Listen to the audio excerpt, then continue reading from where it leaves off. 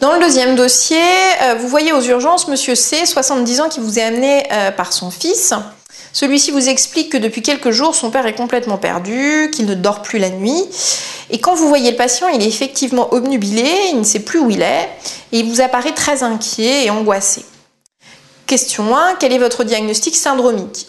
Ce patient fait clairement quelque chose d'aigu, qui est de l'ordre du syndrome confusionnel, puisque vous avez tous les éléments. Il est désorienté dans le temps et dans l'espace. Il a une perplexité anxieuse, on vous dit bien, il paraît inquiet, angoissé. Il est obnubilé, il a l'inversion du rythme nictéméral, et encore une fois, et c'est très important, c'est un état qui n'est pas son état habituel. Deuxième question, vous avez là l'imagerie qui est faite chez votre patient et donc que nous allons commenter. Comme vous le voyez, il s'agit d'une IRM cérébrale. Sur la séquence de gauche, les deux sont des séquences pondérées en T2, puisque vous voyez bien le liquide blanc et la substance grise plus claire que la substance blanche. Sur l'image de gauche ici, vous avez une séquence axiale une coupe axiale qui passe par l'insula, alors qu'à droite vous avez une coupe coronale qui passe par les hippocampes qui sont à peu près ici. Ce que vous pouvez voir, c'est qu'il y a un hypersignal prédominant sur le ruban cortical au niveau de l'insula et des lobes temporaux, qui exerce un effet de masse réellement minime sur les structures adjacentes. Vous voyez un léger effacement des sillons. Il n'y a aucune déviation majeure, notamment pas de déviation du ventricule en regard, et l'insula n'apparaît pas comme étant complètement comblée. Puisque le diagnostic va vous être demandé un peu plus tard, vous n'avez pas besoin de conclure sur l'imagerie que vous voyez ici. La question 3 vous demande votre diagnostic, donc c'est là qu'il faut conclure. Vous suspectez une méningoencéphalite, et en premier lieu une méningoencéphalite herpétique, puisque ce patient présente un syndrome confusionnel et que il a des signes d'atteinte encéphalitique, il y a le déficit moteur et les anomalies radiologiques sont évocatrices puisque elles prédominent au niveau de la pointe temporale et de l'hippocampe. Quatrième question, comment confirmez-vous votre diagnostic? Vous allez réaliser une ponction lombaire, évidemment toujours après réception du bilan d'hémostase et des plaquettes. Le but est de rechercher une méningite lymphocytaire. Alors en général, il y a une réaction méningée qui est importante, mais qui doit rester en dessous de 150 cellules par millimètre cube.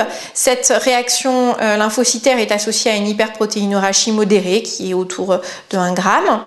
Et vous allez confirmer l'origine herpétique, ça se fait par PCR plus que par culture virale, clairement. Et éventuellement, on peut encore faire un dosage de l'interféron dans le LCR.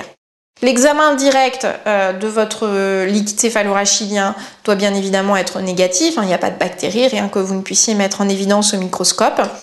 Et, chose importante, vous vérifierez dans la ponction lombaire la normalité de la glycorachie. Ça impose de faire une glycémie en même temps, puisque vous savez qu'une méningite lymphocytaire avec une hypoglycorachie doit vous faire vraiment évoquer systématiquement les méningites tuberculeuses ou listerniennes et faire même éventuellement démarrer une antibiothérapie adaptée en couverture, le temps d'être certain du diagnostic. Question numéro 5, quelle est votre conduite à tenir dans l'immédiat? Ce patient, vous allez évidemment l'hospitaliser, plutôt à proximité d'un service de réanimation parce que les méningites herpétiques sont des pathologies qui peuvent dégénérer rapidement et qui notamment exposent à des risques importants. Pour la mise en condition du patient, ce qui compte le plus, c'est de mettre des voies veineuses pour pouvoir, entre autres, avoir une voie qui va être dédiée au traitement antiviral. Le traitement antiviral ici, c'est la cyclovir. On donne 10 à 15 mg par kilo de poids et par 8 heures. Et c'est un traitement qui va durer environ 10 à 15 jours. Il faut savoir que, et vous devez l'écrire, le traitement doit être débuté d'emblée sans attendre les résultats de la PCR. D'accord ?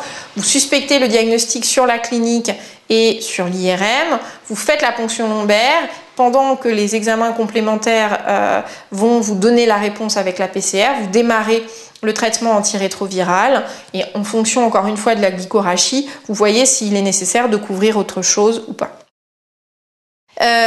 Notamment, ce que vous pourrez faire, c'est associer de l'amoxicilline, donc du clamoxyl, hein, pour couvrir la listériose au moindre doute.